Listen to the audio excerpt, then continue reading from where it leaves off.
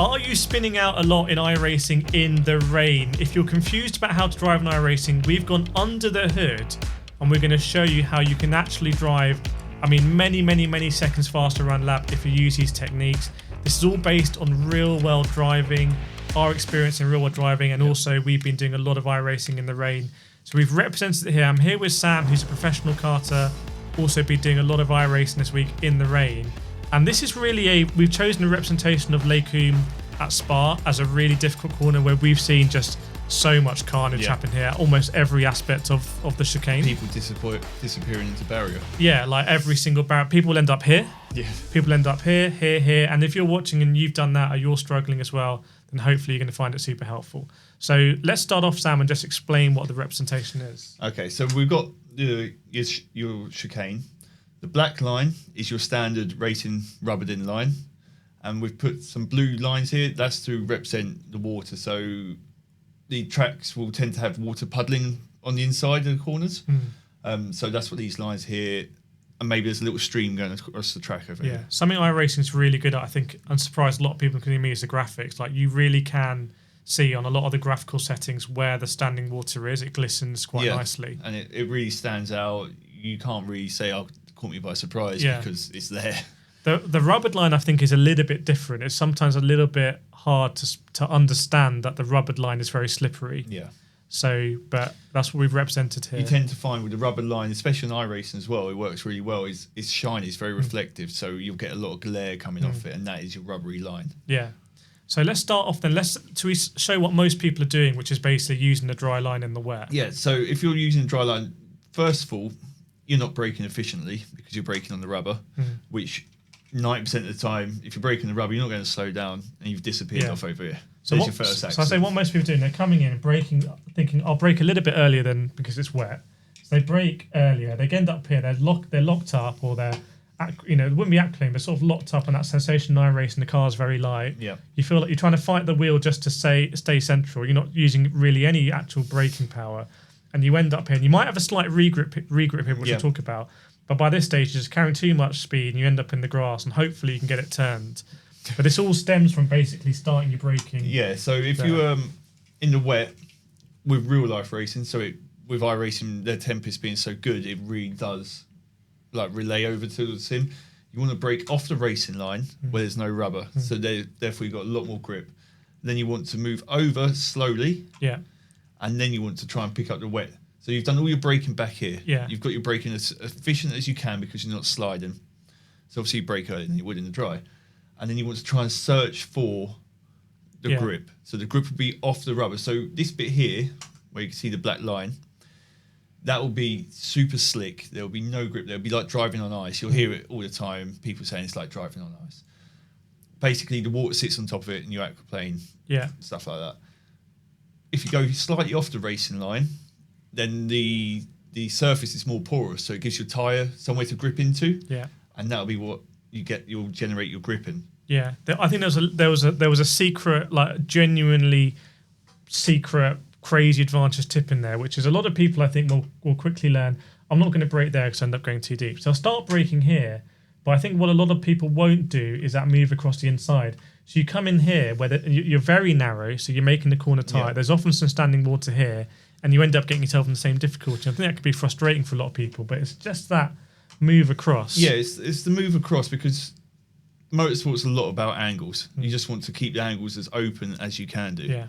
And another thing which iRacing's done really well is the standing water. Where it is. So if you're driving, so say you've come in here, done your narrow line, you've all of a sudden hit this standing water, that's going to snag your car. Yeah. And it's going to put you into a bit of a tank slapper. It can do weird things with the car. Sometimes you hit it and you just go, sometimes you go around. I'd say also, if you're someone who's not watching this video and you're sort of just thinking, I'll brake a lot earlier, so coming down the Camel Straight, brake a lot earlier, and you come here and you're sort of like, you're so slow because there's so much less grip. Then you get here, and that's where I see a lot of people just end up because you are that driving on ice. Just to reiterate that, there is less water on the surface of the track here because the water is seeping through the natural holes in the tarmac, so your tyres are able to grip, whereas here, it's rubber on water and then rubber. Yeah, exactly. It fills up all the holes in the tarmac, so the water's got nowhere to go. It just sits there. So you'll find if you've had your accident over here, before you get to the second bit, so you've had your accident here, that's because you've turned in on the rubber. If your car ends up over here, that's to do with the apex. Yeah. That's where you've got too tight, you've snagged on it, and you've shot off over it. It's very difficult, I would say, just in the wet generally, even if you come from here, it's tempting that when the car's here to light it up and you start to go. Yeah. So this is really the critical, and it is so dangerous, Sam, because we've got standing water around the curbs. We've got the rubber. I don't know if you can talk about sort of what you're doing after you've got to that point. So you've got to here. Let's just say you've negotiated the first bit. Fine. Now you're in the correct position.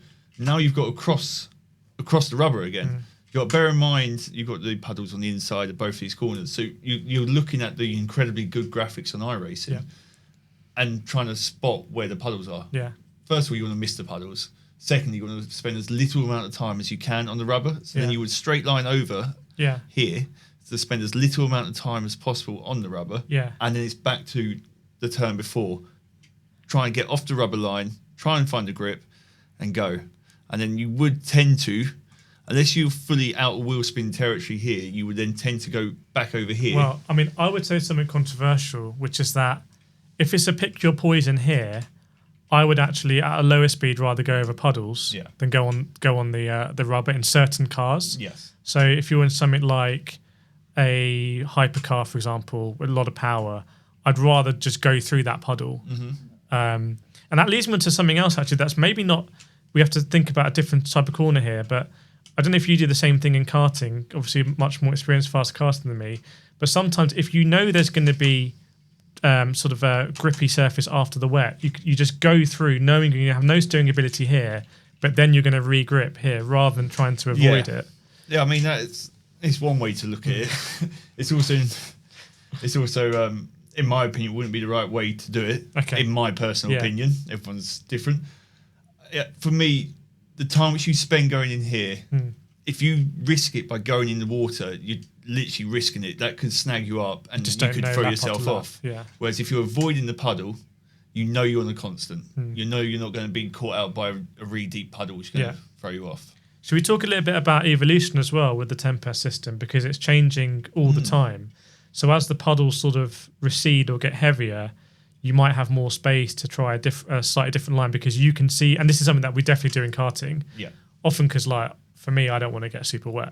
I don't want to drive into puddles, but you can just get as close as you can to you can. You've got to remember, it's always going to be your outside wheel is loaded.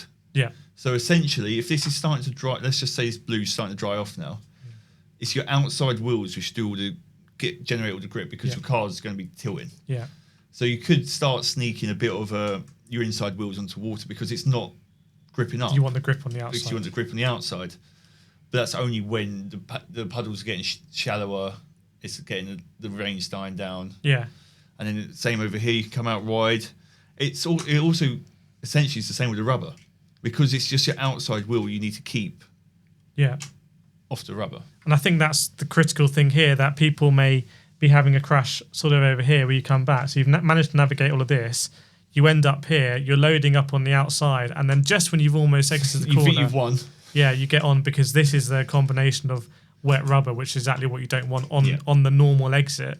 So it's very sort of almost like a slalom where you're going through the opposite gates a little bit.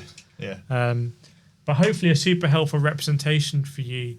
If you want you've got any more questions about iRacing Rain, let us know in the comments. But this should be a great basis for you to which to plan your driving in the wet.